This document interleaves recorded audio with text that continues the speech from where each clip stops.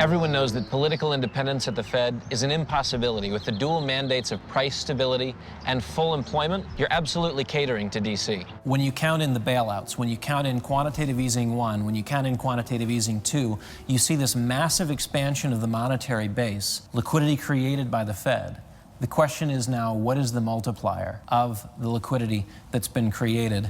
And thus you have an immense inflationary effect. John Maynard Keynes and the Keynesian school hold that whenever there's a problem in the economy, the state, the government, should get more involved in solving the problem, even if they caused it in the first place.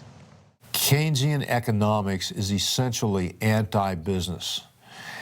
One of the #1 tenets of Keynesian economics is to destroy the business cycle.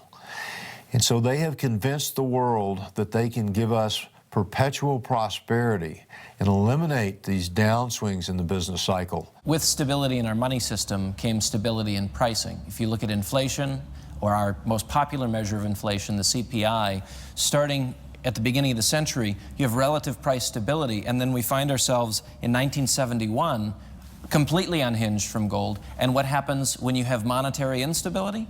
You also have price instability, and you see a rise in the consumer price index up into the present. What we conclude is that we've inadvertently triggered a global currency melt up, an expansion of money supplies, not just in the United States, but around the world, where we've required central bankers around the world to print just as we have. It's contributing to geopolitical instability. It's contributing to political instability. You see individuals very concerned about inflation in the developing world, less concerned in the developed world, partially because we don't feel it as fast as the developing world does, but they're making tracks in the direction of gold and silver. Why are they buying it? Are they buying it because they're gold bugs? No. Are they buying it because they're fascinated with the shimmer and shine of the metal? No. They're buying it as an antidote to poison.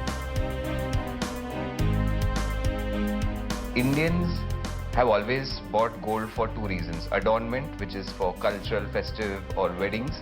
Along with that, on the back of the mind, they have an investment value for it. Whether it's a family in India, China, France, the UK, they're all faced with the same dilemma. Their interests are not aligned with that of the central bankers of the day. Monetary policy and inflation is killing them. We've witnessed an extreme development in the market, a maturing in the market since the 1970s. Gold was something that was very difficult to buy in the 1970s.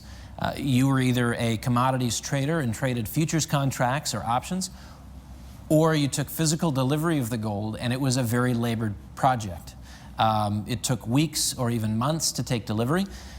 Today you have exchange-traded funds, which give you a proxy for the price of gold. You have mutual funds, which invest at the periphery of the gold and silver market. You have storage programs where if you want to buy it and own it in Hong Kong, own it in London, own it in Zurich, own it in New York, you can own it anywhere you want, and it's stored there. You can take delivery of it at your first convenience. The point is simply this: accessibility, liquidity, convenience. These are the things that are the hallmark of this particular bull market. Any investor can own it in any quantity, and it allows people, fund managers and individuals, to look at gold either as a growth play, on the one hand, or, as we've discussed, an antidote to government policies and practices. The exchange-traded funds have grown very popular in the last 10 years and are now the 6th largest single holding of gold anywhere in the world. Over 2,200 tons of gold has been set aside for individual investors who wanted to own it and wanted to own it at the click of a mouse. At the same time, we're seeing an expansion in demand, and supplies are constrained. We have annual supplies coming from the mines of roughly 2,500 tons a year. You have recycling of roughly 1,000 tons a year. So in any given year, you've got access in the market to 3,500 tons. Investment demand for gold is off the charts. You see it in Europe, you see it in the Middle East, you see it in Asia. India and China in particular, with investment demand in India rising 70% last year, in China 54% last year for both gold and silver. The Industrial Commercial Bank of China with the World Gold Council has set up a program that allows individuals to invest as little as 1 gram of gold per day into a savings account denominated in gold. So if you want to look at the difference then, buying made easy. Over the last 3 decades, the gold and silver market has matured to the point where anyone can buy it with any amount of money. Why are people buying gold? Why are people buying gold? Shouldn't they be discouraged? Isn't it more rational to be selling gold today? Because that's certainly what we see here in the United States. Have you seen all of the ads that say, we'll buy your gold? Yeah, don't you want to get rid of this worthless stuff?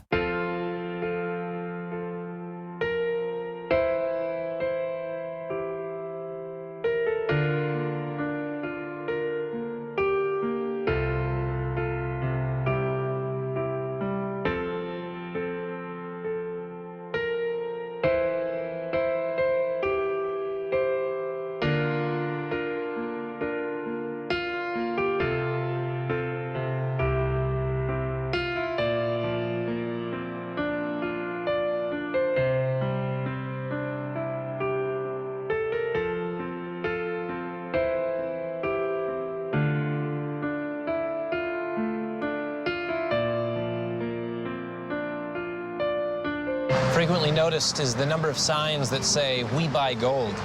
This is anything but an indication that the gold bull market is over. They want your gold. They're not selling it to you. Why do they want it? That's the one way they can buy gold under the market. $1,500 an ounce, they'll pay you $1,000. Is that a deal? For whom?